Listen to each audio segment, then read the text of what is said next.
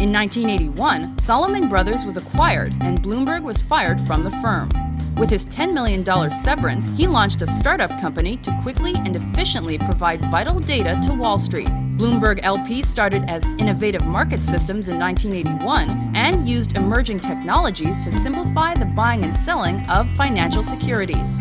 In 1982, Merrill Lynch invested $30 million in the company and began using the system. Bloomberg LP continued growing and unveiled a variety of subsidiary products and services over the next years, including Bloomberg Newswire.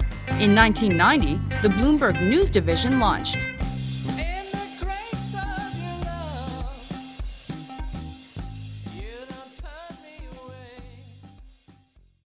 One of the things that I've admired the most about Mike Bloomberg, who it's in his DNA and therefore in the DNA of Bloomberg, the company, to do what other people don't do.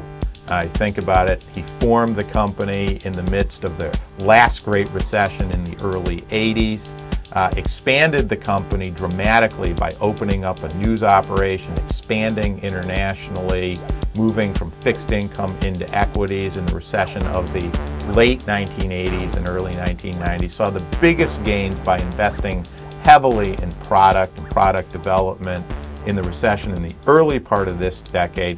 And that's fundamentally what we are doing today at Bloomberg. Bloomberg demonstrates operational agility thanks to their terminal, their flat structure, and their resource fluidity. Engineers, salesmen, and marketers sit next to each other. The terminal is the center of the ecosystem. Everybody uses the terminal internally and externally. The terminal is improved thanks to the customer or the employee feedback. The absence of job titles in the organization provides resource fluidity and empowers employees to do more and to be creative. The open office environment, the internal chat system, and the flat structure facilitate communication among employees and create a strong network. It feels like being in a giant startup.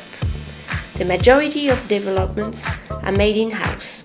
There is little outsourcing that guarantees control, quality, and service. However, we are seeing signs that there is a need for a bit more structure to avoid too much agility and chaos. For example, an appraisal system and basic roles and responsibilities for each employee are being put in place. Bloomberg's headquarters, like all of our offices globally, sets the standard for its identity, with an emphasis on transparency and creativity to encourage communication and openness. The idea of open space was introduced by the company's founder, Michael Bloomberg.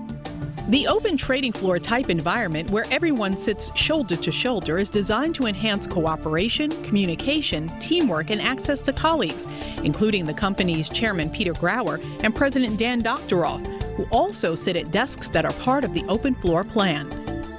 You won't find any private offices at Bloomberg. Conference room walls are glass, supporting the theme of transparency